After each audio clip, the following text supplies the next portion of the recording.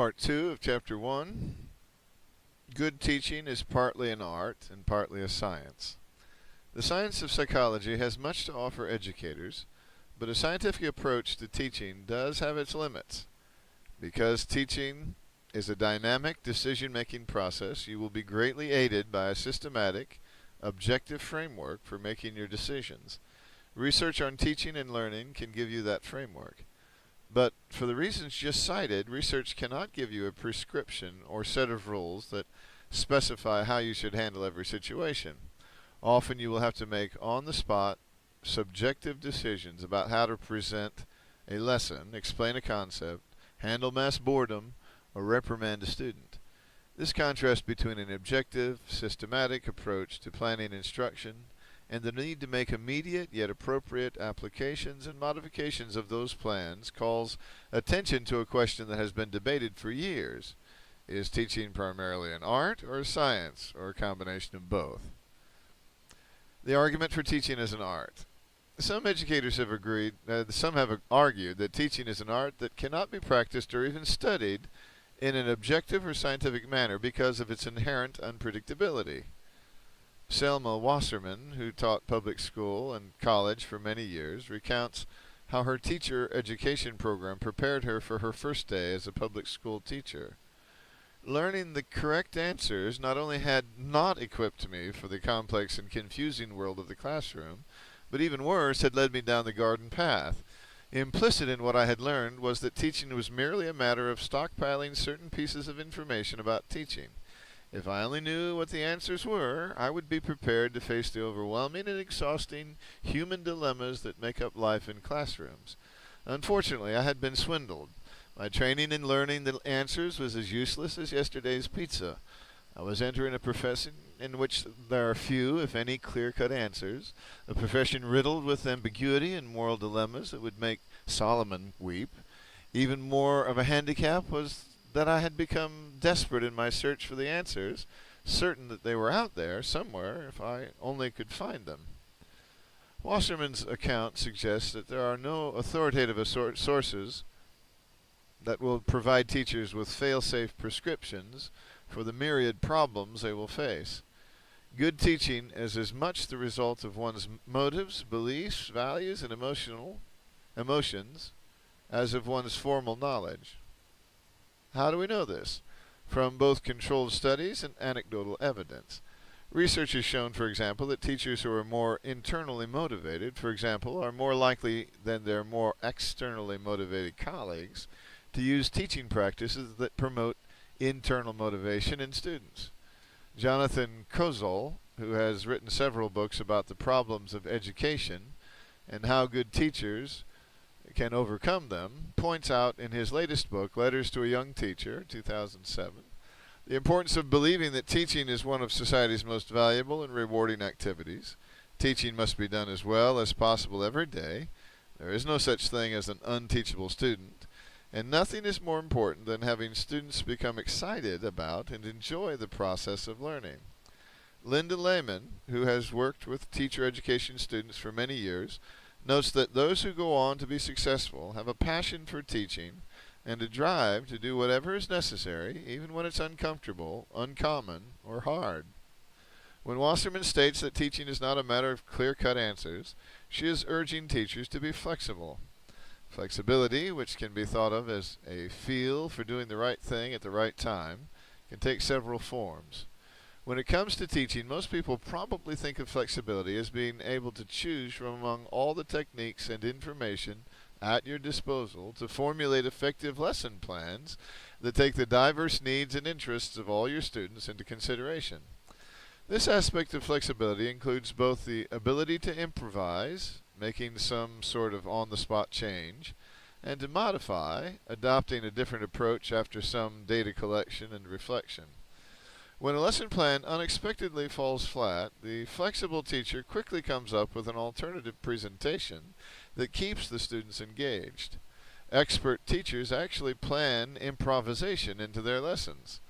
Instead of writing out what they intend to do in great detail, they formulate general mental plans and wait to see how the students react before filling in such details as pacing, timing, and number of examples.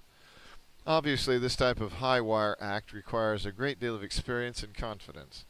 Another aspect of improvisation is knowing when and how to take advantage of an unexpected event.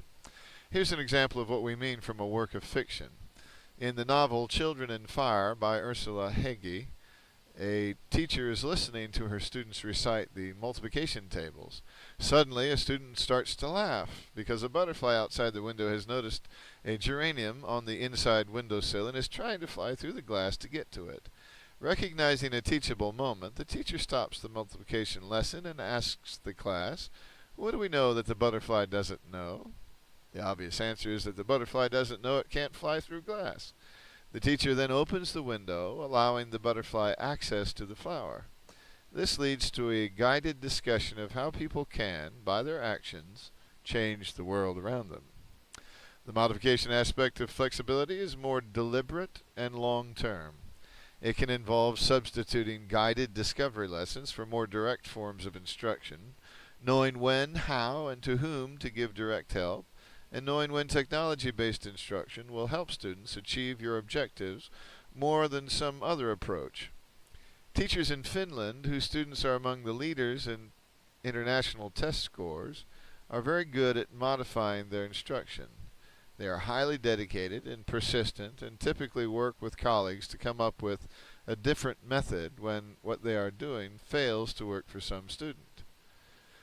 Second, flexibility involves communicating emotions and interest in a variety of ways. There are times when eye contact and a facial expression are all that's needed to tell a student that you are pleased or displeased with what he or she is doing.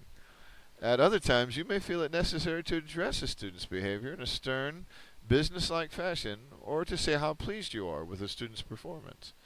In their book, Acting Lessons for Teachers, Using Performance Skills in the Classroom, Robert Tauber and Kathy Sargent Mester describe the importance for successful teaching of using such acting skills as voice animation, variations in pitch, volume, voice quality, and rate, body animation, facial expressions and gestures, and use of classroom space. A third way teachers demonstrate their flexibility is in their willingness and resourcefulness to work around impediments that are not of their own making, but that nonetheless affect their teaching.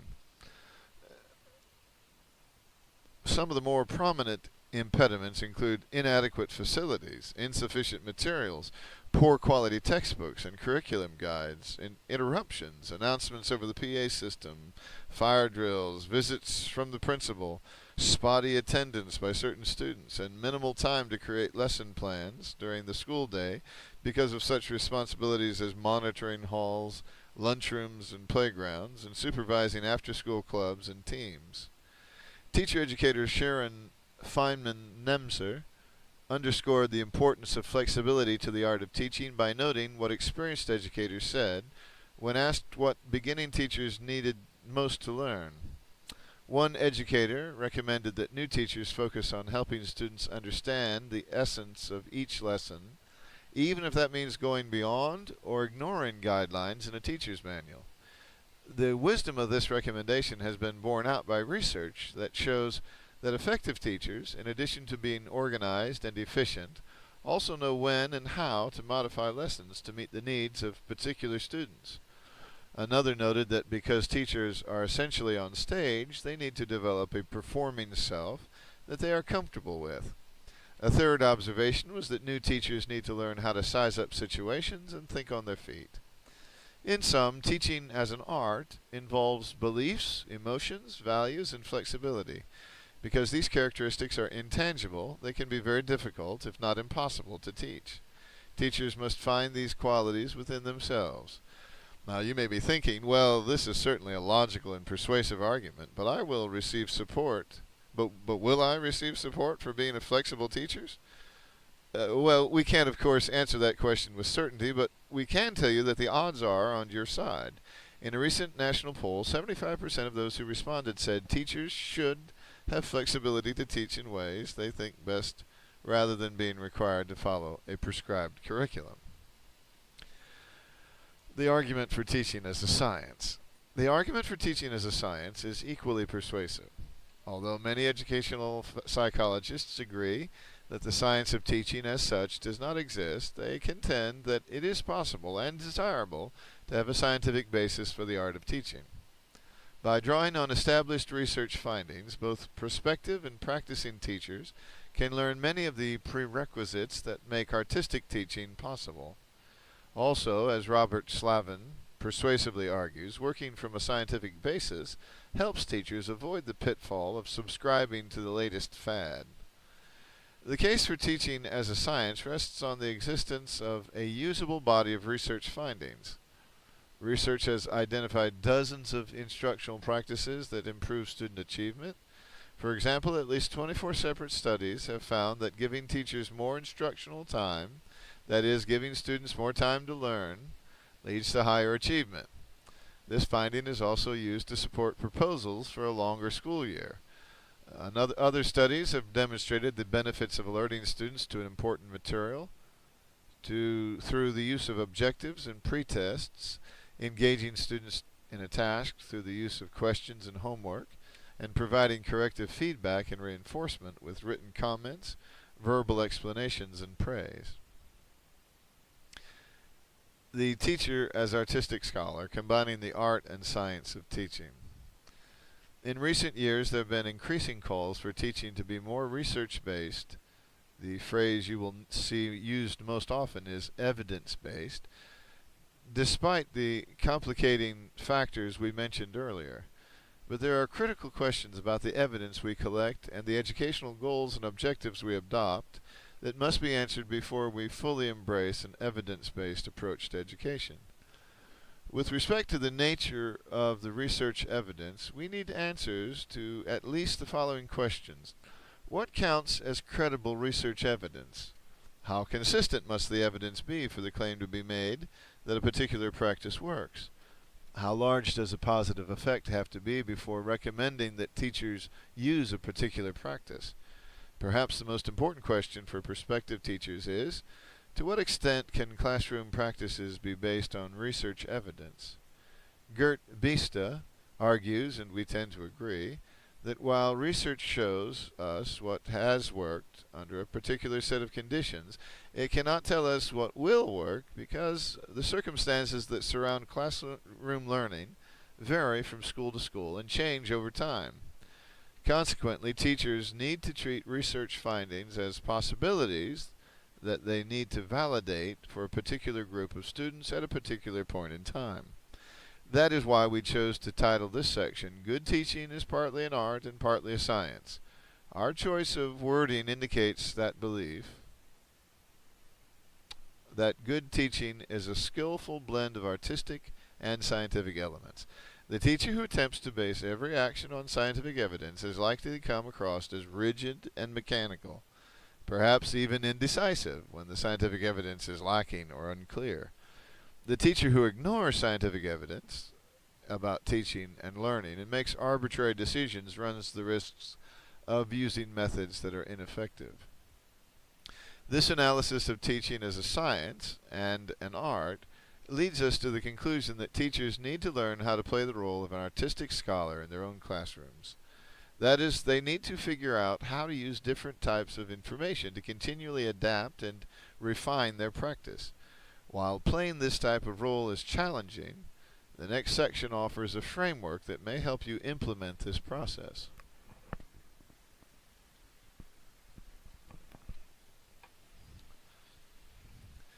Take a stand. Don't let them take away your artist's brushes. In an effort to improve the effectiveness of teachers whose students perform poorly, particularly on the standardized tests, some school districts have imposed uniform curricula, pacing schedules, materials, and assignments on all teachers.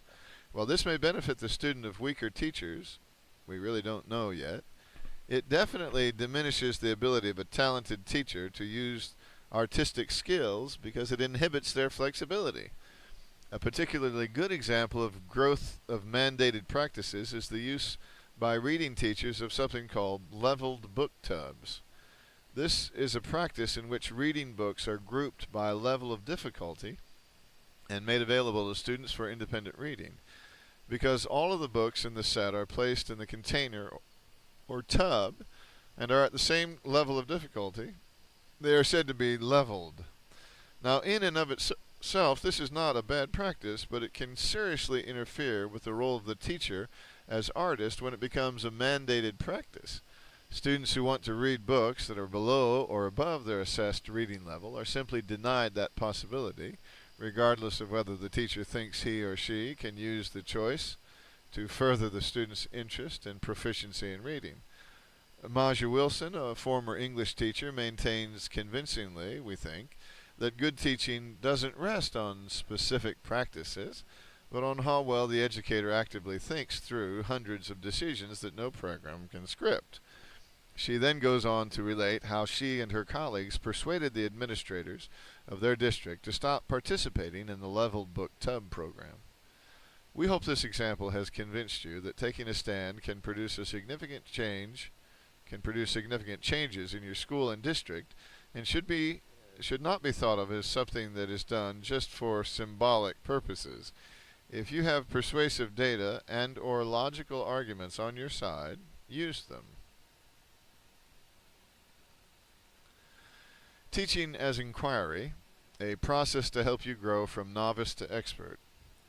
In our discussions earlier of research that informs teachers, the tendency of new research findings to cause a rethinking of established practices and the concept of teaching as an art that places a premium on flexibility, we emphasize that research findings and established practices are just starting points for effective teachers.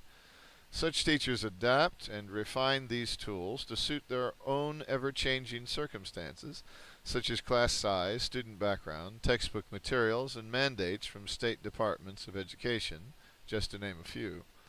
In other words, the context in which you teach is all important. The need to be aware of and respond to the context in which teaching and learning occur is a major theme of this book that you will encounter over and over in succeeding chapters. What we want to do now is present a general outline of how you can become this type of teacher. The answer, in short, is through a systematic process of teaching as inquiry. More detailed information about this process can be found in the resources for further investigation at the end of the chapter. The concept of teaching as inquiry involves asking useful questions about your classroom practices and then gathering, analyzing, and using information that sheds light on your effectiveness as a teacher. Take, for example, the concept of scaffolding, which refers to instructional methods that teachers use for a relatively brief period of time to help students learn new knowledge and skills. We describe this concept in chapters 2 and 13 in positive terms because research has shown it to be an effective instructional tool. As a result, you may decide that scaffolding is something you want to do with your students. But if you find that the results don't meet your expectations, you should ask yourself the following questions before deciding that scaffolding is overrated. Which students require this type of support? At what point during instruction should scaffolding be provided? At what point should scaffolds be taken away? What kind of scaffold should be used with certain students? Should scaffolding be used for every lesson? Think of this process as starting with proven general ideas and then refining them to suit your own circumstances and purposes. The process that underlies teaching as inquiry is generally referred to as data-driven decision-making, and it is increasingly being used at all levels of education. The creation by the federal government of the What Works Clearinghouse and the Doing What Works website, the No Child Left Behind Act, and the Race to the Top program of the Obama administration are all examples of data-driven decision-making. What sets teaching as inquiry apart from these large-scale efforts is that its focus is local and its aim is continuous improvement of classroom instruction. We see teaching as inquiry as occurring in 4 steps: asking useful questions, gathering data, reflecting on or analyzing what you have learned, and taking action. Asking useful questions. We have already indicated what we think are useful questions for teachers to ask themselves, very specific ones that help identify the particular circumstances under which a given action is likely to produce a desired result. So, just where do these questions come from? Basically from keeping your eyes and ears open as students deal with the lessons and tasks you present to them.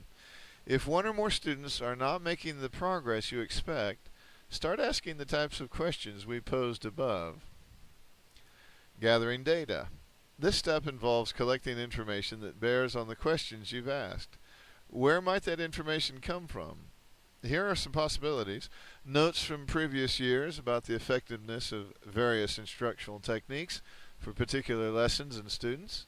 Discussions with colleagues about which teaching techniques they use, why they use them, and how effective they are. Discussions with colleagues about what assumptions you and they make about what it means to teach and what it means to learn. Asking one or more fellow teachers to observe and critique your teaching, a process known as lesson study. Observing other teachers, reading the research literature, and conducting what are called formative assessments at frequent intervals. Formative assessments, which we discuss at length in Chapter 14, are both formal and informal assessments whose sole purpose is to provide you and your students with information about how well your students are understanding your instruction and meeting your objectives. They can be brief written quizzes, oral assessments, performances, and observations about how students respond during question and answer sessions. The first tool mentioned above, making notes, usually in the form of a journal, is often recommended because writing helps organize and clarify initial thoughts. Throughout the text, we make suggestions for the kind of journal entries you might consider, and in Chapter 16 we describe how you might set up a journal.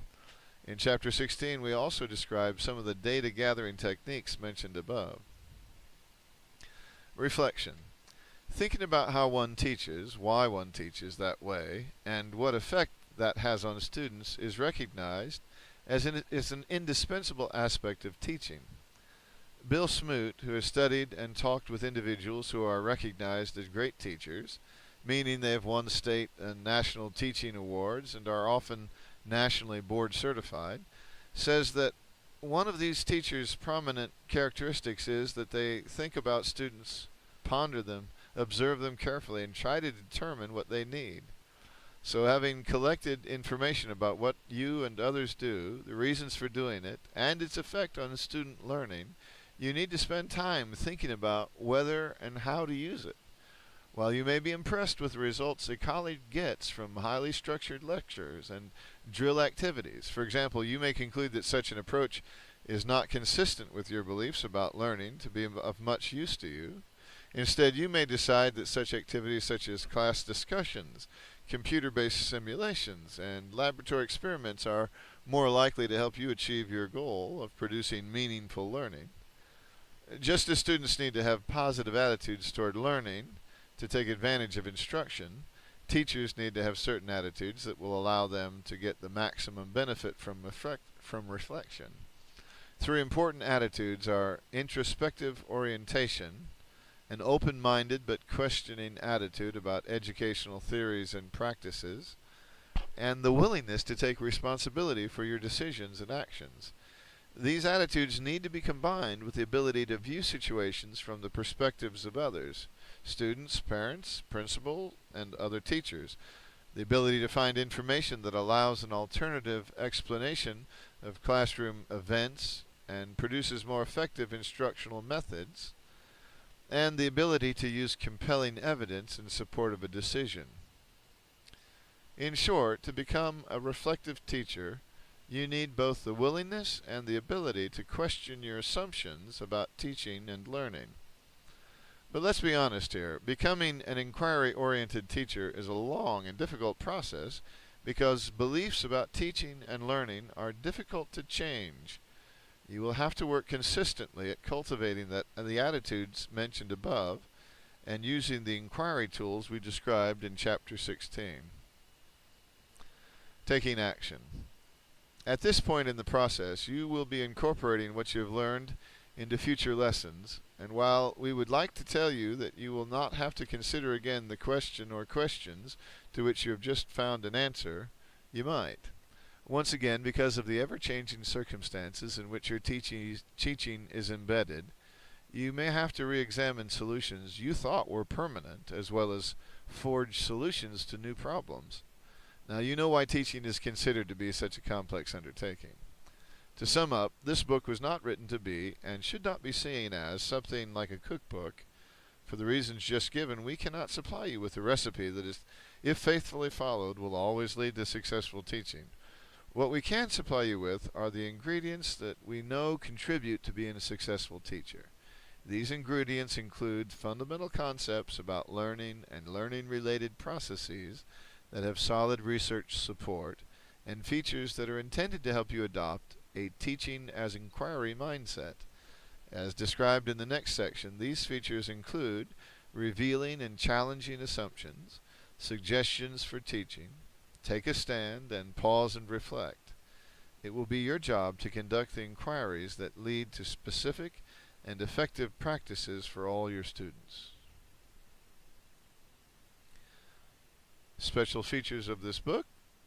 This book has several distinctive features that are intended to be used in rather specialized way. Key points, guide to teaching and learning, revealing and challenging assumptions, suggestions for teaching, take a stand, improving practice through inquiry, one teacher story, teach source video cases, emphasis on the role of technology in learning and instruction, pause and reflect questions, and resources for further investigation. At least one section of every chapter is devoted to discussing applications of technology to teaching, and numerous references are made throughout the book to websites related to teaching and learning. In the margins of most pages, you will find brief descriptions of points that are discussed in more detail on those pages. We call these marginal notation key points because they have been selected to help you learn and remember sections of each chapter that are of special significance to teachers. These sections may be stressed on exams, but they were originally selected because they are important, not because they can serve as the basis for test items.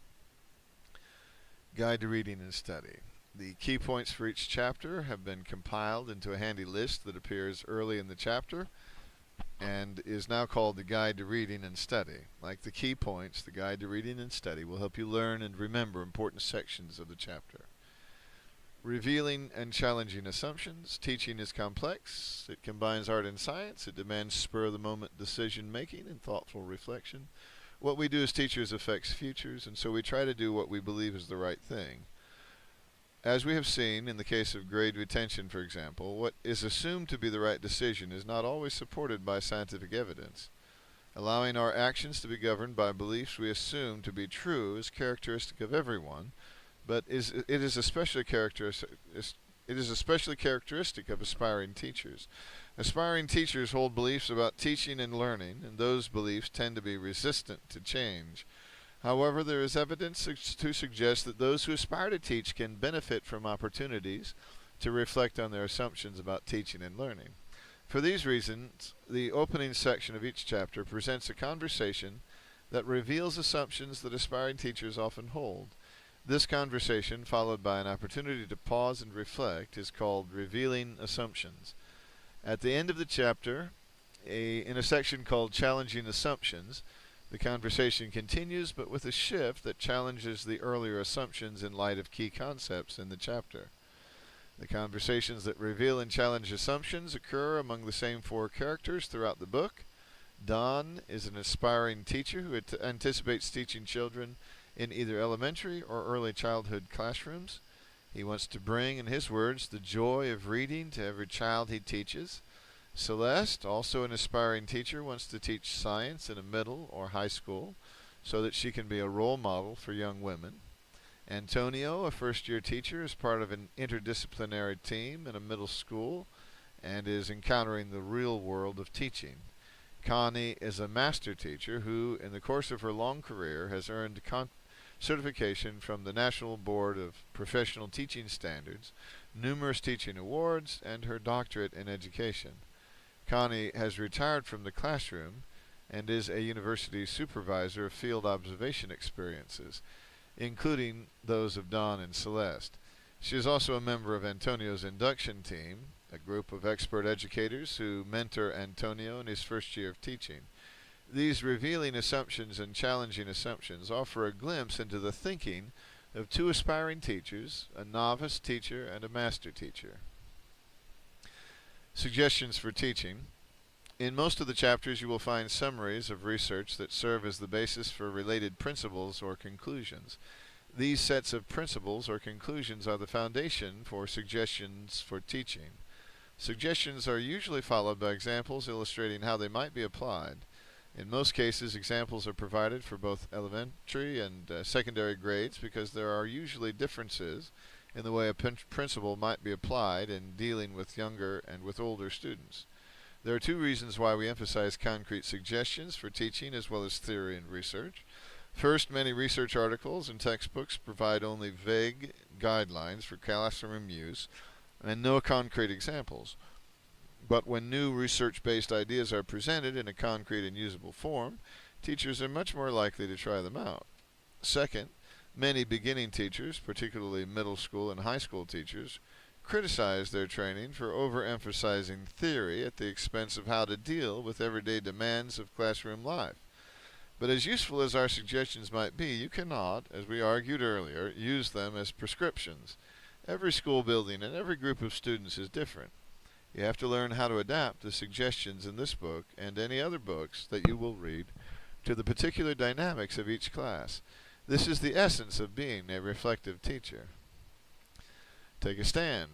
Earlier in this chapter, we discussed why the scientific study of behavior and thought processes in a classroom setting is a complex undertaking. Such factors as the limited focus of research, the complexity of teaching and learning, and the revision of ideas due to new findings make it difficult at times to draw definitive conclusions about why students behave as they do and how teachers might respond. But there are other instances when the evidence is sufficiently deep and consistent, or the logic is so compelling that we feel confident taking a stand on an issue and believe you can as well, be it publicly or privately. For each of the following chapters, we identify one of these instances with the Take a Stand label, and we state our beliefs succinctly. You may, of course, disagree with our conclusion and decide to take either no stand or a different stand. That's fine, and we commend you for being an independent and critical thinker, so long as your decision is based on additional evidence and logical